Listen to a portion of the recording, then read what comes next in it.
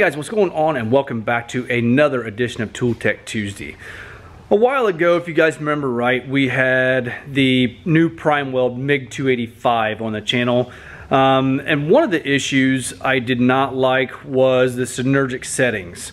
They have since changed that in all their new welders, and then they do offer a replacement panel. So today I'm going to walk you guys through how to replace that panel or that board inside there, so those synergic settings are gone. Now you will have the option, if you like that, to go back to it, so you can go either manual or you can go synergic. What do I mean by that is, as you turn your amperage or your wire speed up, you can see your voltage goes up with it. I don't like those settings. For me, it doesn't allow me to fine-tune my welder and get, as I was in school, that nice sizzling bacon sound. So we're going to go through now. If you guys aren't comfortable tearing your welder apart or opening up your welder, you know, you might find somebody to do it for you, but you are going to have to open your welder up and to be able to replace this panel.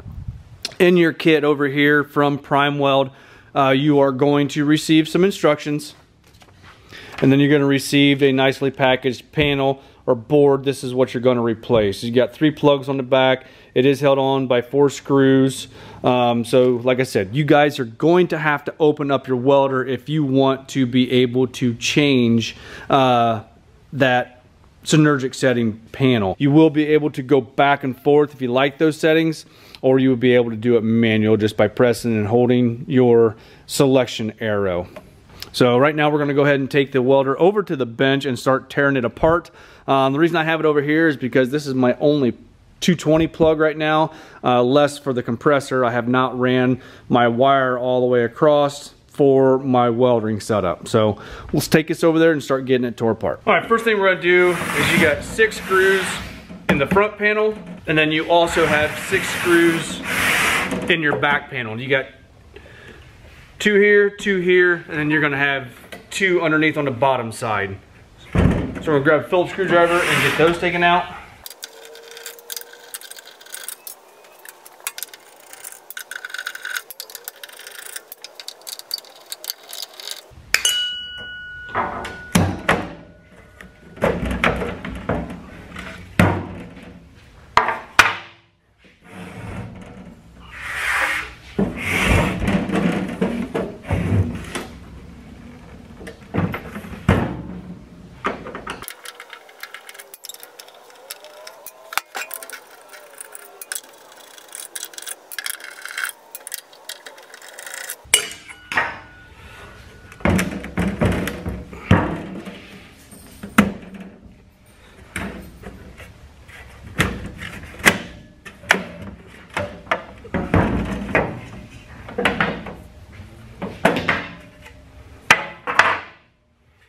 After you get the 12 screws out, 6 in the back, 6 in the front up here, you're gonna have your case screws. These are silver.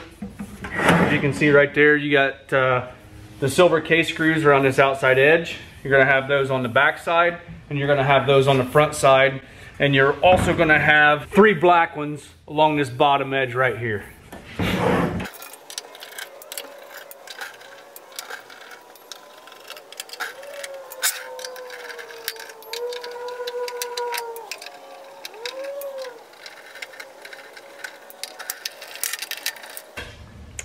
The 3 black ones along the bottom are going to be just like your face cover and your back cover screws. So you can put those in that pile if you're keeping things separated. You got 3 on the top here too, I forgot about.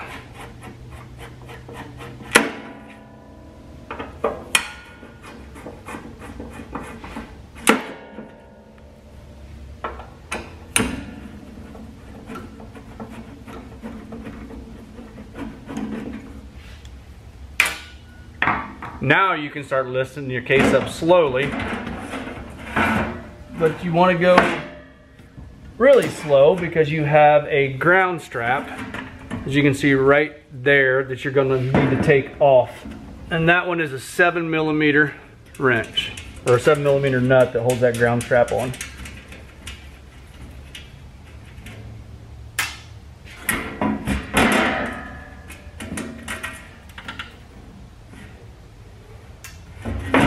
With that ground removed, now your case top can come off.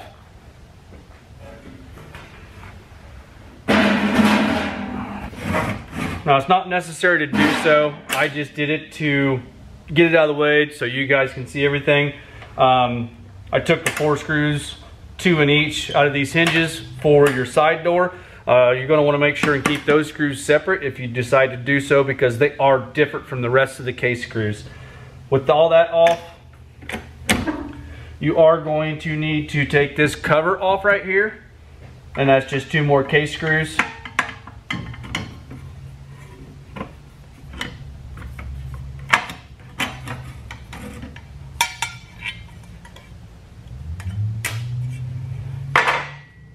And that exposes that panel right there.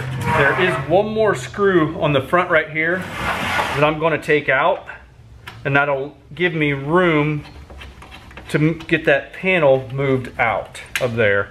That way you can take and move things a little bit nicer.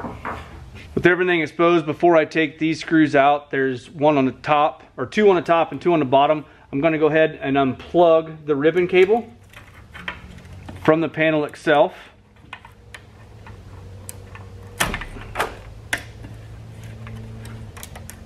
And all 3 of these are different, so there's no concern about plugging them into the wrong plug. Last thing I'm going to do before I take the 4 screws out on the back side is pull off the knobs. These 2 yellow plugs just pop right off, and then there's Phillips screws in there as well. Hang on to the knob, and then you can just turn those out and they'll pop right off. Make sure and pull off your little brass pieces. That's what the screws into, and then it pinches against the spline of your rheostat.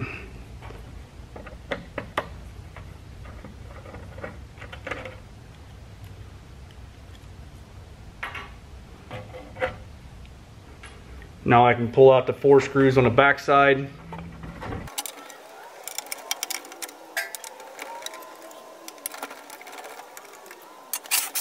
And this panel just comes right out of place, just like that.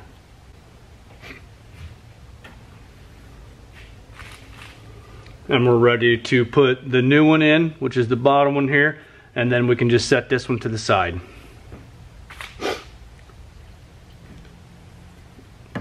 Reassembly is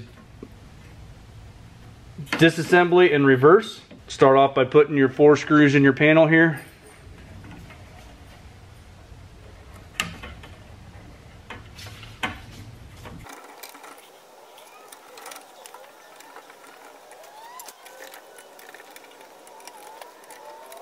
And then I'm going to put this screw back in just to support this front panel as I plug everything in the back side. Like I mentioned before, all of your case bolts are going to be the same except for the silver screws that's underneath your decorative covers, front and rear.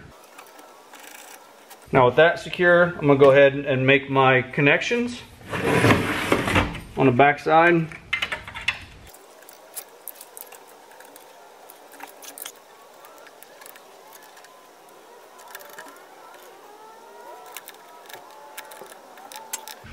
That button still presses there on your voltage side for your synergic settings. That's how you change it to plus or minus 15%, or I'm sorry, 10%.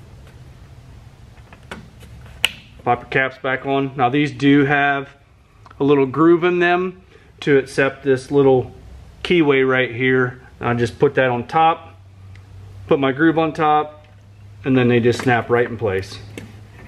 Just like so. Now we can go back through, put our case and everything back together. Make sure and put your cover over your board on this side to protect it. Right there. And then we'll go ahead and put all the case screws back in it. Before I do assemble it 100%, I do want to plug it in, make sure everything still works. As far as the synergic settings, turning those off and on. And then later on, I'll go ahead and fire it up and do some welding with it and make sure it's all good.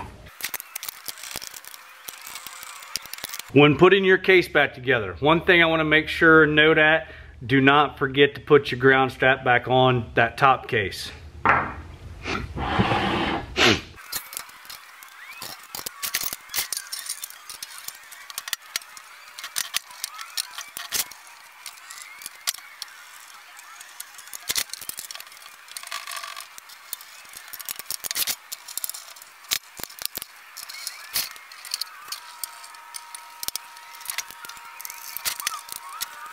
All right, with all my case screws in before I put the front covers back on, that's really all that's left. And then I do have my access door on the side.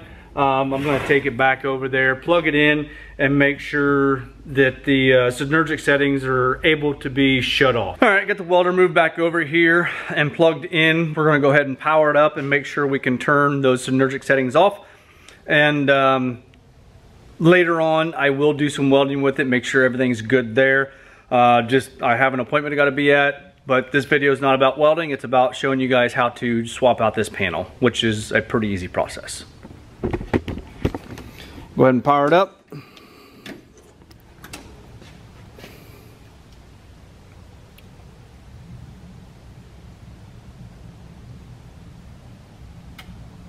That was one of the cool features there I liked about it. When you first power it up, it goes through and says PrimeWeld Mig 285. I thought that was a pretty cool feature. As you can see right now, we're still set. But if you press and hold your function key over here, you can see it goes to your synergic settings on. When we turn it off, let it time out.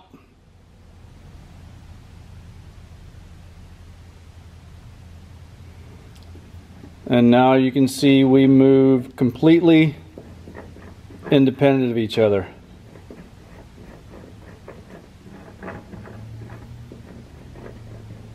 And then if you want to switch it back, you just press and hold.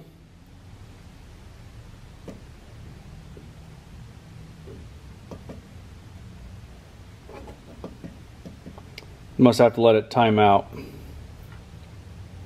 And now we're back to that setting.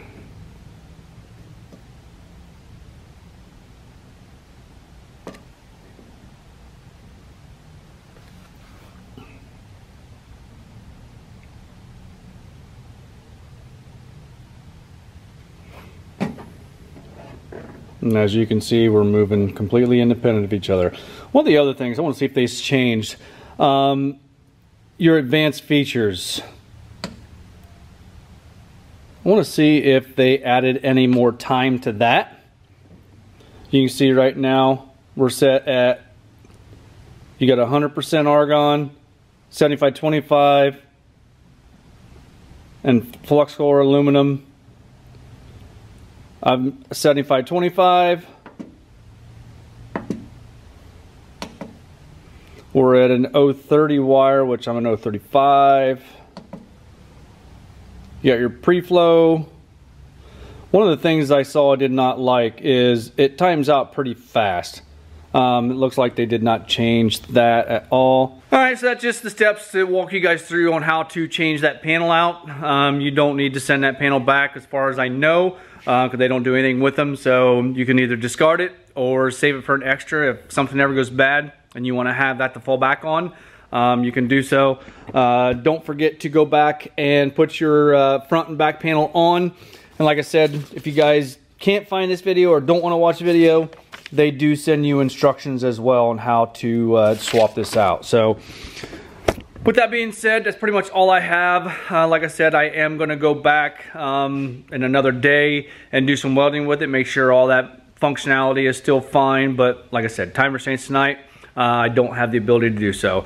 With that being said, that's pretty much all I have. So if you don't mind, hit that like button, give me a thumbs up, subscribe if you have not already done so, and we'll see you guys in the next one.